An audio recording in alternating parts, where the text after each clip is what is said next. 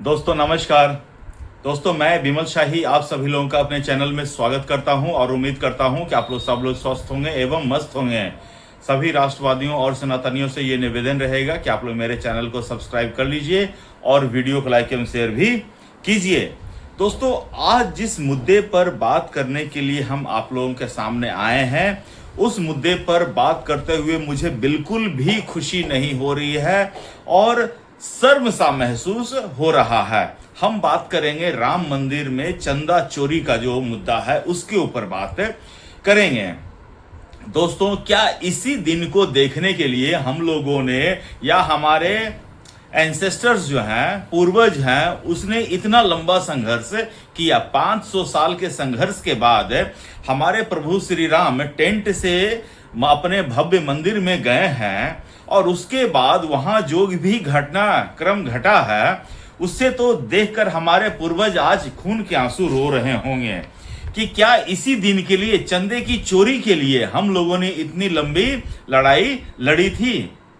Physically लड़ी, मस्जिद तोड़ा, उसका श्राप लिया और उसके बाद इतनी लंबी कानूनी लड़ाई लड़ी। क्या इसलिए, इस दिन के लिए कि जब हमारे प्रभु श्री राम अपने भव्य राम मंदिर में जाएंगे, अपने मंदिर में जाएंगे और उनके जो भक्त आएंगे उनको देखने के लिए और जो वो चढ़ावा चढ़ाएंगे, चंदा देंगे, तो मंदिर के ही देख रेख करने वाले लोग जो हैं उस चंदे को चोरी कर लेंगे, उसका हिसाब नहीं रखेंगे और इससे अपने घर भरेंगे। इसलिए दोस्तों ये वीडियो मैं जो बोल रहा हूं उसको बोलते समय ही मुझे काफी शर्म आ रहा है कि सोचिए राम मंदिर का देख रेख का सारा जिम्मेदारी किसके हाथ में था? राम भक्तों के हाथ में था और राम भक्तों ने उस पे डाका डाल लिया। दोस्तों ये किसी भी सूरत पे ये जो है क्षम्य नहीं हो सकता, ये अक्षम्य अपराध है। और अगर इसको तो मैं कहता हूं कि जो योगी आदित्यनाथ ने या जो भी ट्रस्ट ने इसके ऊपर एसआईटी बनाई है, जो इसके ऊपर रिपोर्ट दी जाएगी, उसमें जो भी व्यक्ति दोषी हो उसे कठोर से कठोरतम सजा, गो हत्या करने जैसा आरोप इसके ऊपर लगना चाहिए। दोस्तों this could be one of the rarest of the rare case में गिनती होनी चाहिए और ऐसा मेरा मानना है। बाकी सजा तो कानून के हिसाब से ही मिलेगा।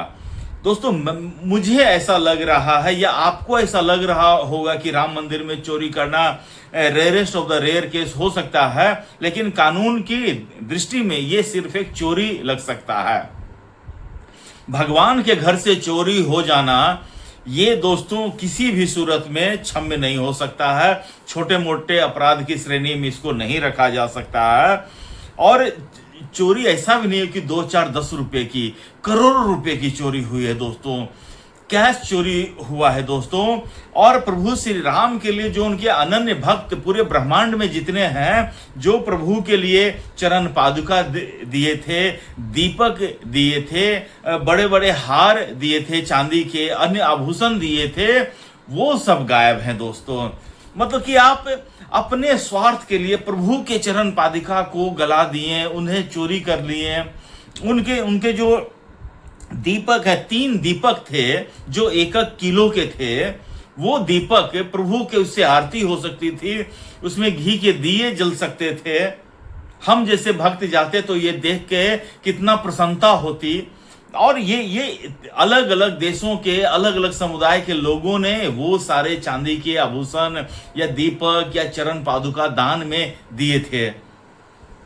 जिन लोगों ने प्रभु के लिए अपने खजाने खोल दिए, उन खजानों पर प्रभु श्री राम का हक था, उनके मंदिर के जीर्णोद्धार का काम था, उससे वहां की जनता का हक था, वहां पर आने वाले भक्तों के लिए बहुत अच्छे सुविधाएं दी जा सकती थी, उसके लिए था। लेकिन कुछ लालची तत्व जो हैं उस ट्रस्ट में शामिल हो गए, जिन्हें जो है प्रभु श्री राम का जो अथाह संपत्ति है उसके ऊपर उनकी कुदृष्टि पड़ी और उन्होंने उसी पर ही हाथ साफ कर दिया। दोस्तों ऐसा आ रहा है कि 6 करोड़ 6 करोड़ के 200 किलो की चांदी जो है कि जो ईंटें हैं वो गायब बताई जा रही हैं दोस्तों। सोचिए, उसमें से तीन जो है किलो का दीपक है और 34 किलो की चांदी है और 3 चरण पादुका थी 1 किलो का। ये सब चीजें गायब हैं और कैश तो अथाह गायब है दोस्तों। जबकि दोस्तों जो भी चढ़ावा होता है उसकी जो काउंटिंग होती है वो सीसीटीवी के निगरानी में होती है। स्टेट बैंक ऑफ इंडिया के आदमी आकर करते हैं और जो एसआईटी बनाई गई है वो देखिए 125 सस्पेक्टेड के ऊपर वो अलग अलग तरीके से बात कर रहे हैं। उनके जो चंपत राय हैं, जो श्री राम मंदिर तीर्थ ट्रस्ट के अन्य लोग हैं, उनमें एक नाम आ रहा है प्रमुख रूप से टिन्नू यादव। दोस्तों मुझे लग रहा है टिन्नू यादव भी राम भक्त ही था, तभी तो उसे इतनी ज्यादा सहूलियत दी गई थी, उन्हें उतनी ज्यादा मतलब कि एक्सेस था उनके पास। जितने भी चढ़ावा आता था वो टिन्नू यादव ही कलेक्ट करते थे और वही हिसाब किताब रखते थे। और बहुत सारे ऐसे लोग बोल रहे हैं कि हम चढ़ावा चढ़ाते थे तो उनका कोई रिसिप्ट नहीं मिलता था। तो ये टिन्नू यादव जो है अब भी एक सस्पेक्टेड हैं। तो एसआईटी का गठन हो चुका है। इन लोगों को 1 महीना के भीतर अपनी रिपोर्ट देने के लिए कहा गया है और 15 दिनों के अंदर अपनी प्रारंभिक रिपोर्ट देने के लिए कहा गया है। तो आज किसी भी वक्त जो प्रारंभिक रिपोर्ट है वो बनकर तैयार है और वो जो है मुख्यमंत्री को दिया जाएगा। दोस्तों मैं कह रहा हूं, मुझे नहीं मालूम है कि इसमें जो सस्पेक्टेड है या जो गुनहगार हैं वो कौन है, किस समुदाय के हैं, किस धर्म के हैं, मुझे नहीं मालूम। मैं इतना जानता हूं कि जो भी गुनहगार हैं वो रामद्रोही हैं और वो सनातन धर्म को, हिंदू धर्म को, राम के मानने वालों को बदनाम करने के लिए ये काम किए हैं। वो चाहे कोई भी हो, किसी भी समुदाय के हो। मुझे ऐसा लगता है कि उन्होंने घोर अपराध किया है, गो हत्या टाइप का अपराध किया है और उन्हें इसी तरह का सजा मिलना चाहिए। मेरी अगर आप माने तो मुझे कैपिटल पनिशमेंट चाहिए, फांसी की सजा चाहिए, ताकि आने वाली सदियों तक, पीढ़ियों तक कोई किसी आदमी को इस चीज का आभास रहे कि किसी ने राम मंदिर में चोरी किया था तो उसे फांसी की सजा हुई थी। इसे रेयरेस्ट ऑफ द रेयर माना जाना चाहिए दोस्तों। और न्यायालय से भी मैं कहूंगा कि अगर आपके पास ये मुद्दा है तो आप रेयरेस्ट ऑफ द रेयर इसे मानिए और उसी के अनुसार जो कल्प्रिट्स हैं, जो गुनहगार हैं, उनको सजा मिलनी चाहिए।